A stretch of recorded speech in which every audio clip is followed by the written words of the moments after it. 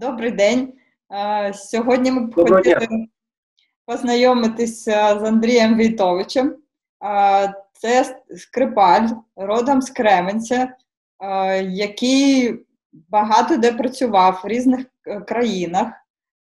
Ми дуже хотіли би створювати кращі умови для музикантів в Україні, і тому нам важливо ділитись досвідом людей, які розвивались в Україні, а потім були успішними в інших країнах, тобто як в них що вдавалось, що ні, які складності, рекомендації. І хотіли б з вами побільше познайомитись. Ми віримо, що в Кременці народились дуже особливі люди, і вас таким теж вважаємо. Розкажіть, як взагалі ваша зараз ситуація, будь ласка, ви де знаходитесь, де працюєте, і як ваша зараз взагалі реалізація культурна і музична? Окей. Ну, я хочу сказати, що я взагалі я є альтист. Я був скрипалем, я вчився як скрипаль, я вчився у Львові, у Львівській десятирічці імені Соломії Крушельницької. І вчився в консерваторії, але поїхав в Швейцарію на навчання в 91-му році і перейшов на альт. Так що з того часу я працюю як альтист. Я просто хотів це уточнити. Це важливо. Дякую. В даний момент я знаходжусь в Іспанії, в Валенсії, де тепер не можу сказати, що до недавнього часу, до березня я працював по контракту в оперному театрі в Валенсії, Палау де Лезар. А взагалі моя робота постійно є в Лондоні, в Королівському оперному театрі Ковенгарден. Також я викладаю в Королівському коледжі музики в Лондоні, маю свій клас там. Я взяв рік за свій рахунок з опери і переїхав в Іспанію. На то було багато причин. Просто мені хотілося побачити, як працюють інші оркестри, як працюють інші оперні театри, яка специфіка. І так як Іспанія тепла країна, де є приємно проводити час, мені якраз це було дуже на руку. Я мав досить багато часу втілювати в життя свої проекти, може навіть більше займатися. І приїжджав до Лондону викладати. Я сполучував роботу в оркестрі тут і також свою працю зі студентами в Лондоні. Але коли почався ця пандемія, коли почався ковід, і країна закрилась на карантин, то я вже той карантин проводив в Іспанії. Ну, не найгірше місце, звичайно, бути. Крім того, Іспанія дуже суттєво і дуже строго, можна сказати, підійшла до того всього. Вони закрили країну повністю, люди дотримувалися певних правил. Тобто не можна було виходити на вулиці. Це трошки, тому що я маю зв'язок з Україною постійно, я маю батьків у Львові. Тобто я і в Кременці маю родину також. То мені розповідали, що в Україні це все було більш так довільно. Але в Іспанії це все-таки було досить строго.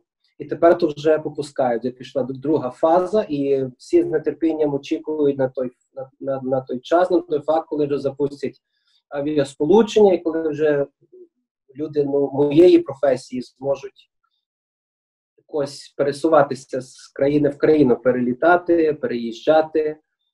Тому що так як наша робота зв'язана з перельотами, постійно переїздами, це дуже важливо. Так що, надіюсь, ми будемо більш мобільними в кінці місяця. А поки що гарна погода, сонце, море, так що нічого більше не залишається, як насолоджуватися життям тут. Так, я чула, що другий етап – це в Іспанії також можна купатися в морі, але чула, що порушують ще до нього. А як щодо музичної діяльності, концертної, вже є прогнози, коли це може бути там, як це реалізують? Оперний театр починає роботу з понеділка. Вже навіть закритий. Навіть закритий. Я вважаю, що вони зробили досить хитро і зробили правильний крок, тому що вони роблять серію з 3 концертів камерної музики, один пробний при закритому залі, а 2 наступних це буде один струнний концерт, тобто будуть всі тільки струнний камерний оркестр, і то є члени оркестру. Так як я не являюсь членом оркестру, я в тому концерті участі не беру. І вони перший концерт роблять для персоналу оперного театру, тобто для працівників сцени, для працівників, для прибиральниць, для кухарів, для працівників офісу, а другий концерт для медиків. От. І я думаю, що це є хороший крок і досить хитрий крок, тому що люди будуть думати, якщо медики пішли на концерт, то значить більш-менш нормально і можна вже ходити. Ну, але все залежить, звичайно, від кількості людей. Приблизно зал налічує 2,5-3 тисячі людей. І якщо поділити на половину, дотримуватися тих заходів, які вони будуть впроваджувати, то евентуально очікується, може, не на цей концерт, звичайно, але з вересня, коли вони напевно, що відкриють оперний театр, я так думаю, очікується десь, може, 500, 700, до 1000 людей, якщо люди будуть ходити, якщо вони не будуть боятися, якщо вони захочуть платити гроші і ходити в місця, де є скупчення людей. Так що це буде залежно. От, але це я хочу уточнити, що це є тільки в Іспанії. В Англії зовсім інша картина. Оперний театр, так як він базується на дотаціях багатих людей, на донорстві, на спонсорстві, на продажі квитків, а не на підтримці, не на великій підтримці уряду і держави, так як в Іспанії є, то їм необхідний театрам, концертним залам, мюзиклам необхідно повні зали в Англії. От, що, в принципі, є неможливим і буде неможливим, я думаю, що досить довгий час. І це тільки мої власні прогнози. І я не бачу наразі, що Королівський оперний театр зможе відновити свою повноцінну роботу найближчим часом. Може до Нового року, може навіть до Великдня наступного року. От, але маленькі концерти, камерні концерти, може і симфонічні, знову ж таки, з часом будуть проводитися. А вуличні події, заходи вже починаються? Починаються і музиканти, які мають зв'язки, наприклад, з готелями, з готельним бізнесом або з ресторанним бізнесом, вони вже придумують собі якісь такі варіанти, щоб люди могли собі прийти, щось з'їсти і потім зробити концерти. Це все залежить від того, чи дозволить влада місцева, і чи будуть отримати всі заходи безпеки. Тобто, якщо робити концерти на пляжі, що, в принципі, дуже можливо, пляжі великі, ви були в Валенції, ви, напевно, знаєте, багато є місця. Це є дуже можливо. Просто треба домовлятися, давати запити, давати заявки на такі концерти. І в мене в планах є концерти на липень-серпень. Не особисто, але з іншими музикантами деякими. В нас є плани, щоб робити концерти якраз в липні і в серпні в Іспанії. От. І потроху відкриваються фестивалі, які були закриті, звичайно, відповідно до ковіду. Вони відкривається фестиваль в Щеціні в Польщі 29 червня, на який я планую летіти. Також це все залежить від багатьох причин. Виглядає так, що прилетіти в Польщу можна вже з сьогоднішнього дня. По новинах я чув, що Польщу людям, навіть українцям, англійцям, напевно, так само, які йдуть туди на роботу, вони не мусять бути в карантині, вони не мусять проходити карантинний час. Але проблема, знову ж таки, вилетіти з Іспанії, тому що на даний час літаки літають здебільшого з Мадриду.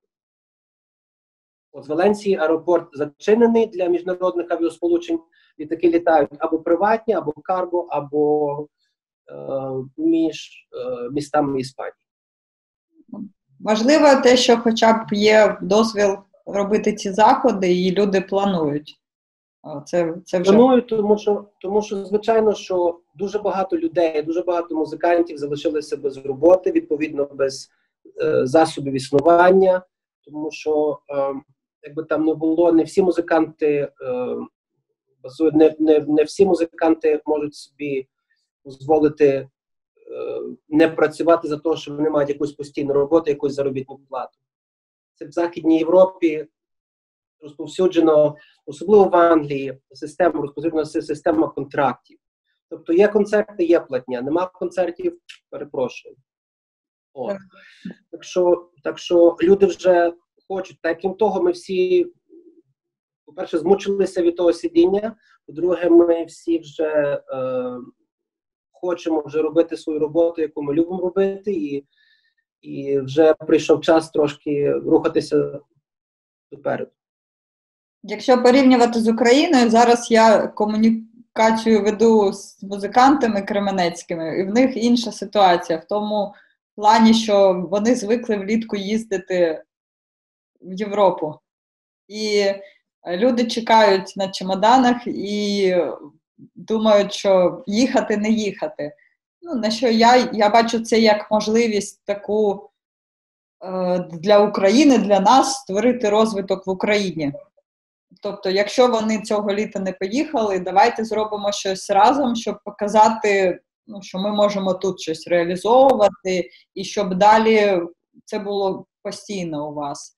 Але вони так не звикли, але начебто зараз трошки змінюється настрій в тому плані, що вони готуються щось робити тут.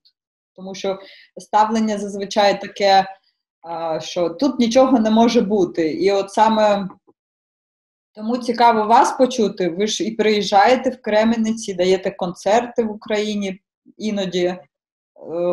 Тобто, як ви думаєте, є перспектива? Якщо є, як її можна зробити? І, можливо, якісь поради саме на теперішній час в цій ситуації, як це зробити? Ви знаєте, я думаю, що тут ми, напевно, правильно зауважили, що тепер виникає проблема досить такого психологічного характеру. Тому що люди вже довгий час знаходяться в ізоляції. Це, звичайно, воно дає свої якийсь відбиток на нервову систему, і те, що люди звикли колись робити, мали свої плани відносно і перспективи відносно літа, наприклад, як ви кажете, поїхати на концерти, заробити трохи грошей. Тепер воно змінилося. Таке може бути, що воно змінилося на довгий час. І таке може бути навіть, я не хочу бути песимістом, що, знаєте, що світ не буде тим самим, яким він був раніше. Це по-перше. А по-друге, все знову ж таки впирається в гроші і в заробітки. Тому що якщо є можливість зробити щось, заробити гроші за кордоном, то, звичайно, люди за кордон поїдуть. А здебільшого це так завжди було. Тому що в Україні, як ви знаєте, як би там не було, але гроші заробити музикантам дуже важко. Здебільшого даються концерти доброчинні, або концерти присвячені пам'яті когось, або концерти, які зв'язані з чимось, якоюсь подією. А ще частіше музиканти, які, в принципі, не мають можливості грати на сцені, також, тому що за будь-який концертний зал треба платити. Вони беруть будь-яку можливість, вони використовують будь-яку можливість, щоб пограти в тому залі, де їм пропонують. І тому, наприклад, Кременецька музична школа, яка є, ми з вами про це говорили, ще не добудована, не доремонтована. До речі, мій вуйко є директором цієї школи, пан Михайло Заник. Так. Вони мають прекрасний зал в школі. Не завжди його мали. Дуже гарний, і концерти можна, звичайно, колись робити і в школі. По-друге, Кременець має вищий учбовий заклад, де є прекрасний зал, в якому в свій час ще грав Ференц Ліст, приїжджав на концерти по Турневс, по Австро-Угорщині, давав концерти. Так що я робив 2 концерти ми грали з камерним оркестром Кременецьким в тому залі, коли я відкривав меморіальну дошку для свого діда, а другий концерт був такий ніби спонсорський концерт для студентів. Так що це так само, можливості є, і зал є, і просто треба, щоб музиканти, і так само дуже гарні місця. Просто треба, щоб, знаєте, щоб людей могли туди доставляти, люди могли доїжджати. Доїхати в Кремль взагалі не є дуже просто. Як ви, напевно, знаєте. Тому що найближче місто то є Тернопіль. Але до Тернополя то є десь 80 кілометрів. Зі Львова, звичайно, так само можна доїхати, але нема найближчих таких аеропортів, так що це все стосується з тим, щоб людей туди довести. Ми дуже багато говорили, не один раз говорили і з мером Кременця, і з ректором, і з іншими людьми про створення фестивалів, про створення майстер-класів в Кременці. Тому що є приміщення, де могли студенти, де могли діти мешкати. Є заклади, є все-таки музична школа, яку після того, як її зремонтують, як її зроблять, вона буде мати дуже багато і класів, вона буде дуже багато приміщень. Тобто це так само є, де є можливість, де є проводити майстер-класи, де можна займатися дітям. Але поки що воно все на рівні, як то кажуть, розмов. Ще такого щось серйозно втілено не було. Так що наразі мені дуже важко сказати, який напрямок візьме той чи інший фестиваль в тому ж Кременці, тому що зараз в світі дуже важко сказати, як воно буде все далі продовжуватися з музикою. Фестиваль – це взагалі більше можливість проявити те, що там є, тому що ніхто про це не знає. Тобто це знаєте ви, тому що ви там народились, це знає ще хтось, це знаю я, тому що я робила це дослідження і багато спілкувалася з людьми, бачила це, але спочатку цієї просто інформації ніде немає, тобто навіть для того, щоб створити цей розвиток, потрібно зробити якийсь поштовх. Тобто фестиваль дає можливість це показати. Але треба, звісно, працювати і над стратегією міста. І ми теж говорили минулого тижня про те, що яка може бути трансформація академії. Що можна зробити, щоб академія була на вищому рівні. І, в принципі, зараз мені така ідея, те, що ви сказали, що можливо зробити саме такий культурно-музичний акцент на місто і зробити його, розвивати його в цьому напрямку. Тому що, я думаю, що дуже багато людей, які звідси, вони там щось таке отримують від території, але потім вони не мають можливості це реалізувати, і вони їдуть в інші країни і стають достатньо, дуже успішними. Я не думаю, що це таке співпадіння, що просто багато творчих людей звідти. Тобто треба це використовувати. Сподіваюся, що просто фестивалем ми так звернемо на це увагу. Можливо, теж було б добре, якщо б ви порадили місцевим освітянам, що робити. Тобто ви викладаєте також в досить якісному навчальному закладі, тобто вам, думаю, є що сказати, чим поділитись, чим відрізняються такі навчальні заклади в інших країнах, що б нам варто змінити, крім того, що відремонтувати все, але такий в плані підходів взагалі до навчання. Знаєте, на рахунок Кременця, взагалі Кременець є досить відоме місто. І тепер останні десятиріччя, напевно, воно стає все більше і більше відомим. Я завжди дивувався, що коли я говорив, що я народжений в Кременці, то люди, мені невідомі, знаєте, вони завжди казали: о, я знаю, там така гарна Замкова гора, там є ліцей, там тепер є академія, там є вуз, там похована мама Юлія Словацького. Вони знали про це. Знаєте, це, перепрошую, це в Європі знали.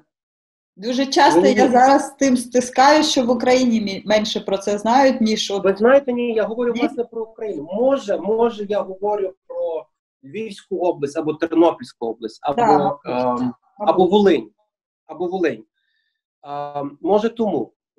Якщо їхати в Київ і далі, то, звичайно, інформації буде менше. Але я думаю, що ви б здивувалися, якщо я б вам сказав, що про Кременець знають. І не тільки через те, що там народився Ісаак Стern. До речі, що там народився Ісаак Стern, знають менше всього.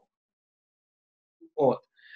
І там, знаєш, там похована мама Юлія Жиславець, там багато всього є, що там є єврейське кладовище, козацькі могили, дівочі скелі, знаєте, це знають. Звичайно, що Лавра Почаївська так само відіграє свою роль, тому що це є, як би там не було, осередок, на жаль, московський, але як би там не було, це є осередок релігійний, і паломництво, звичайно, завжди було туди.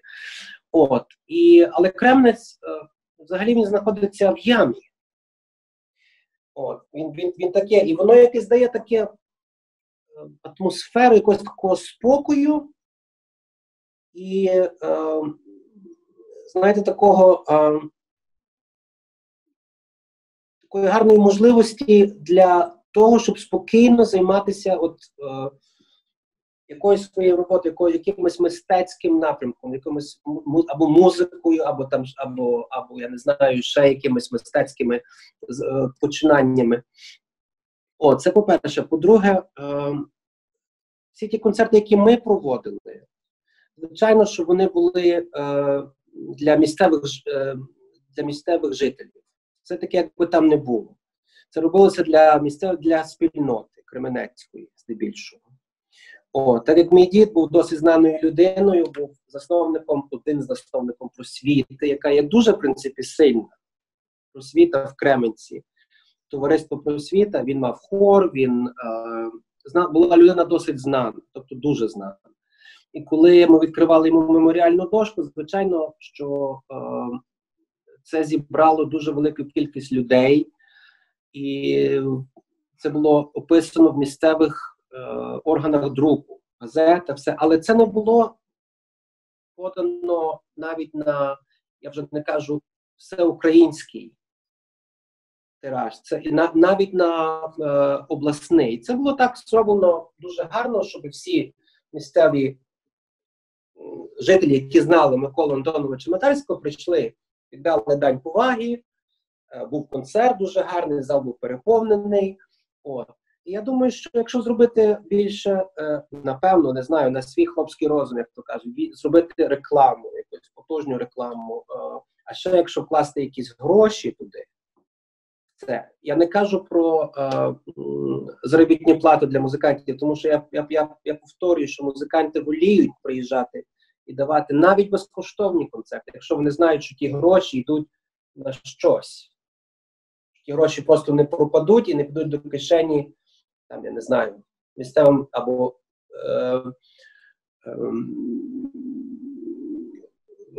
обласним діячам. Так, я говорю, я не хочу нікого образити, але я так просто говорю. Якщо воно йде там на просвіту, або воно йде на музичну школу, або йде на розвиток академії, або на щось інше, то тоді можна провести дуже багато музикантів. Крім того, є зв'язки, я ж не є один кременчан, є Олег Каськів, якби там не було, і є інші люди, які народилися в Кременці і поїхали з Кременця. Спочатку вчитися, а потім поїхали, роз'їхали, знаєте. Втримувати людей в одному місті дуже важко, тому що традиційно музиканти, вони воліють робити кар'єру, і наша професія зв'язана з тим, з кар'єрою. Тобто, навіть якщо ти є членом оркестру Мюнхенської філармонії, ти завжди хочеш бути членом оркестру Віденської філармонії. Чомусь так воно є. Знаєте, є табелі у ранах, є... Це розвиток. Це є розвиток. Це є розвиток. Знаєте, всі мені кажуть, що ти маєш роботу, ти є концертмейстром альтів, Королівського оперному театрі Ковенгардені, звичайно. Але завжди якась є не то, що незадоволення, нема незадоволення, але є оця частинка мене, яка воліє розвиватися як музикант. І не обов'язково бути членом іншого колективу або іншого оркестру, але щось зробити своє, щось зробити того, що ніхто інший не робив. Так що я думаю, що це не зв'язано з тим, як навіть якщо в Кременці був найкращий оркестр в Європі, або... Оце моє було питання. Тобто я теж так думаю, що для творчої людини вона повинна мати різний досвід і реалізовуватись, але мати можливість повернутися і в якісних умовах теж грати. Тобто, щоб було різноманіття постійно. І якщо б вас, наприклад, запитати, якщо в Кременці все було б найкраще, ви б залишились? От що ви скажете? Все одно вам хотілося б цього досвіду різноманітного? Ну, мені би хотілося, я вже до нього просто дуже звик. Знаєте, якби я нічого іншого не бачив, то може я би і залишився у Львові, може я би залишився в Києві, або може навіть і в Кременці. Я не кажу, що колись я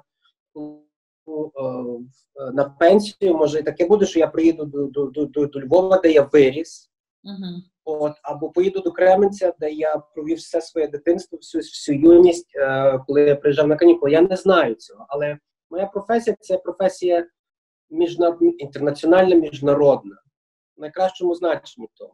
Тобто це не має ніякого відношення до того, що дає більше грошей. Звичайно, що Україна як держава на мистецтво поки що не дає стільки грошей, скільки дає та ж Німеччина, наприклад. Або навіть Іспанія. Але навіть як воно й було, все одно, якщо людина щось пізнала інше, дуже важко зупинитися на чомусь одному. Я так думаю. Є, звичайно, люди, які отримують роботу, сідають в оркестр і працюють в оркестрі, мають сім'ю, дітей, займаються там чимось іншим, купують будинки, займаються бізнесом. Але я до тих людей не належу. Я до бізнесу взагалі не належу. Так що, то, що я люблю, я то роблю. Є наступна мета і амбіція, куди ви плануєте прямувати? Це не зв'язано з тим, куди. Це зв'язано з тим, що би я хотів зробити для когось. Що би я хотів по собі лишити, щоб запам'ятали, знаєте. І це проводить на думку, що я би, наприклад, в мене є ідея зробити те, що не робили інші артисти. В мене є ідеї, щоб, наприклад, щось зробити таке, щоб пам'ятали мої студенти, щоб їм відклалось щось, знаєте. А це був час для мене, цей ковід, цей карантин, в мене був час, щоб записати якнайбільшу кількість, наприклад, етюдів, яких не є записані, які ми завжди граємо. Ми даємо, так як під час навчального процесу кожен студент грає гамма-етюд, технологічну базу. Але записів нема. Скрипкові етюди записані. Також не всі, але альтовок немає. І я хотів, в мене була ідея, щоб якось це зробити, звичайно, в таких умовах домашніх. Але я над тим працював і працюю. Так що для мене це цікаво. Я думаю, що студенти не тільки мої можуть з цього скористатися. Так що в мене нема поки що ніякої ідеї, куди би я хотів. Я маю, в принципі, багато країн, куди я можу поїхати і куди я поїду, але завжди приємно вертатися назад кудись. Тобто базу добре мати. У мене все-таки країна, де я живу, це є Англія. Тепер я дуже зв'язаний з Іспанією, звичайно. А Україна завжди буде країною, де я народився, буде моєю батьківщиною, так що я приїжджаю в Україну дуже часто. Так, мені завжди є бажання дякувати тим музикантам, взагалі людям, які досягли успіху в інших країнах, але що вони періодично повертаються і роблять приклад для молодих людей, самі це цінують. Це досить важливо. Як і важливо подорожувати і інший досвід отримувати, але це дуже цінується. І хотілося б молодих людей одразу мотивувати, показувати їм, що ви їдете. Зараз, наприклад, Леонід Дацюк, він, якщо знаєте, Скрипаль Кременецький, він поступив в Сингапур. І ми робили деякі концерти, і на попередній фестиваль його запрошували. Тобто теж хочеться показати йому, що він поїде, буде мати інші можливості, але щоб він запам'ятав, що йому тут було добре, і теж були якісь цікаві концерти, можливості. Він грав в Чернівцях в резиденції. Я вважаю, що це взагалі така гарна можливість там пограти. Але вже в червні або залежить від карантину, він вже буде їхати. Тому сподіваємось, ще одного видатного кременчанина. Я йому тільки бажаю всього самого найкращого, тому що я його чув 2 роки тому, і, звичайно, що це є талант. Дуже великий талант. Так що я йому бажаю, я не знав, що він є в Сінгапурі, але я бажаю йому, щоб в нього все... Ще ні. Ну, як би там не було, я бажаю йому, щоб все склалося, тому що просто не буде. Дуже не буде просто. Але якщо він буде працювати, він працює дуже багато. Але я вважаю, ви знаєте, що ми можемо говорити про те, як ми любимо своє місто, любимо батьківщину, де ми народили. Я кажу батьківщину про місце, де ми народжені, або де ми виховані, або де наші батьки. Я в такому сенсі. Я не кажу, як про Україну в загальному. Але я думаю, що це дуже повинно культивуватися батьками, оточенням. І я вважаю, що мені в цьому дуже повезло. Так як в мене нема ні братів, ні сестер, для мене дуже важливо було сусідство. Люди, з якими я виріс, з якими я ходив до школи. І в мене залишилося дуже багато друзів, з якими і в Кременці, які є другою родиною.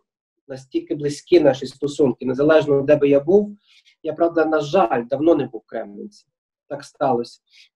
Але як буде можливість, при першій можливості, звичайно, що я поїду. Так що я думаю, що це культивується оця любов до того, до чого ти причетний, звідки ти вийшов. Це мусить дуже культивуватися батьками і тим оточенням, тим навколишнім середовищем. А я думаю, що це навколишнє середовище дуже сильне, особливо в Україні, особливо на західних теренах України. Чому? Тому що я знаю, просто я виріс на Західній Україні, от і все. І я думаю, що люди завжди пам'ятають, звідки вони, де вони народились, звідки вони вийшли, де вони вчились, це дуже також важливо. Завжди повертатися в ту школу, яка їх виховала, це так само дуже важливо. А все решта, то тільки залежить від важкої праці і, звичайно, і бути успішним. Тому що елемент отого фарту, це дуже, як би там не було, але війні, якщо пощастить бути в даному місці в даний час, то це, звичайно, дуже допомагає. Вважаєте, що вам саме пощастило бути? Однозначно. Мною керувала якась сила, яка є наді мною, це однозначно. Я в це вірю, я не є фаталістом, але я вірю. Я є релігійною людиною. Я вважаю, що мені так зірки так якось стали, я не знаю, що було. Перше, що я поїхав вчитися за кордон в час, коли ще був Совєтський Союз. І знаєте, як було важко в 90-х роках отримати візу, поїхати вчитися в Швейцарію. Це просто була така, знаєте, неможлива річ, але яка все-таки сталася. Цю візу зробили, і мене відправили, я не знав, куди я їду, тобто вас помітили і, як сказати, створили цю можливість, або ви її самостійно створювали? Було багато моментів, які співпали. Пузлі склалися, і я опинився, наприклад, там. Я не дуже хотів їхати. Не хотів. Я не знав, куди. Я не знав, куди я їду. Я не мав жодного поняття. Не було ні Ютуба, не було ні Гугла, не було ніяких не було жодної інформації. Розумієте? До того, що я вчив німецьку мову, тому що я знав, що їду в німецько-мовну країну. Я навіть не подумав, що там є 3 мови національні. Знаєте? Але я вчив чомусь німецьку. Я опинився в французькій території, де була школа, А школа була інтернаціональна, міжнародна, і там всі говорили англійською мовою. Тобто, знову ж таки, що я мусив відкласти німецьку, вчити англійську. Ну, там були свої проблеми, звичайно, і тому що це був тільки початок. Я не знаю, чи хтось до мене вчився відкрито, тобто не емігрував, а просто поїхав вчитися. Я не знаю музикантів. Напевно, все-таки я був першим, а потім після мене вже їздив, вже почали їздити. Тоді вже Україна отримала незалежність, і тоді вже люди почали їздити. Але до мене такого не було, так що я опинився по волі випадку. Це дуже цікаво. Бачите, що ми знайшли, можна сказати, такого першого українця, який поїхав вчитись за кордоном. Ну, я не кажу, що я був найперший. Я думаю, що українці були, але я впевнений, що були. Але отак відкрито, знаєте, пройти через всю систему, зробити візу, отримати запрошення, поїхати, потім приїжджати на канікули, я не знаю таких. Тобто мого віку тепер, я таких людей не знаю. От. Але так само сталося з моєю першою роботою в Лондоні. Я опинився в Лондоні також випадково. Я не планував їхати в Лондон, ну ніяк. Я просто написав листи в різні оркестри, і з Лондону прийшла відповідь. Вони мене запрошували на іспит. От, тільки тому я опинився в Лондоні. А міг опинитися будь-де, знаєте, так що то так само. Але написали листи. Тобто все одно такі дії, вони до чогось призводять. Писати листи, щось робити, цікавитись, шукати можливості. Тому що багато хто може це не робити через якісь обмеження і нерозуміння таких можливостей більше. Тобто, ну да, коли багато чого пробуєш, один шанс якийсь спрацює. Ну, воно так сталося. Просто треба, знаєте, мені ще хватило, напевно, розуму той шанс не втрачати. Да? Спочатку зі Швейцарією моїм батькам вистачило розуму все-таки мене настояти і відправити. І дуже багато я завдячую покійному ректору нашої консерваторії, панові Зенонові Дашакові, який все-таки дуже настояв на тому і дуже багато мені поміг. Це з його легкої руки. Я туди поїхав, він мене дуже підтримував. Так що, а потім я скористався запрошенням з Лондону і поїхав в Лондон і не жалію. Розумієте, головне, що потім не жаліти. Тому що зараз дуже багато молоді, яка думає, що вона має дуже великий вибір. Я не хочу туди, тому що там менше платять, там мало там маленьке місто. Знаєте, тепер молодь сучасна, вона має більше, і то набагато більший вибір.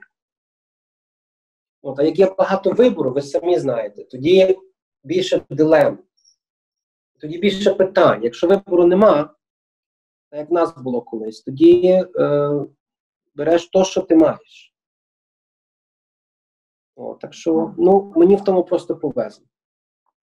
Да. Вчора у нас був така дискусія щодо молодих музикантів, були деякі пропозиції, і вони іноді не тримаються за них, тому що думають, що є різні, можна потім, а дуже часто щось відкладається, а потім, зараз ми зрозуміли, що потім може ковід статися, або ще щось. І тому це дуже важливо їх використовувати, ці можливості. Думаю, що ми трошки планували інакше, але дуже цікаву інформацію ви розповіли. Думаю, що можемо завершувати. Було б цікаво дізнатись, що ви взагалі побажаєте молоді, українським молодим музикантам в своїй кар'єрі, як реалізовуватись, може, якісь такі лайфхаки найважливіші. Я думаю, я в принципі, як таких побажань не маю. Я просто, єдине, що я хочу сказати, щоб вони залишалися такими, якими вони є. Тому що кожне покоління, воно зовсім різне. Я не хочу порівняти своє покоління до покоління 15-16-літніх музикантів. Але я хочу сказати, щоб тому що вони ростуть зовсім в іншому середовищі, зовсім в іншій країні. і в них світогляд зовсім інший. Але одне дуже є, така є спільна риса, це є напружена і дуже важка робота. Тому що в теперішньому світі конкуренція надзвичайно велика.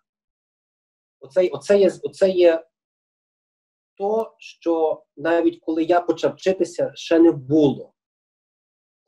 Тепер конкуренція є набагато більше. Це, напевно, зв'язано з тим, що кількість дітей, які навчаються музики, збільшилась, я так думаю. Хоча, може, я і не правий, може, вона завжди була така велика.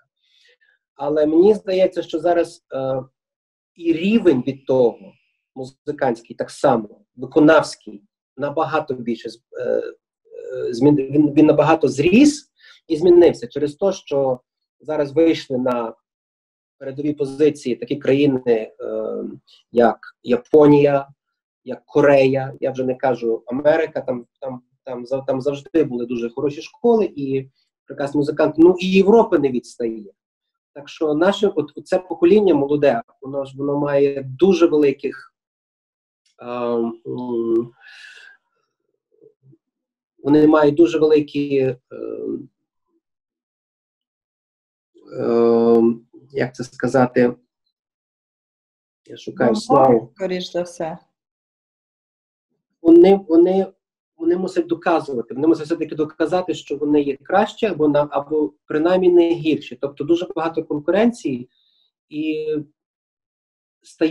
все далі стає важче і важче отримати щось. Я не кажу про роботу в оркестрі, або стати солістом, або бути камерним виконавцем, або отримати роботу викладача.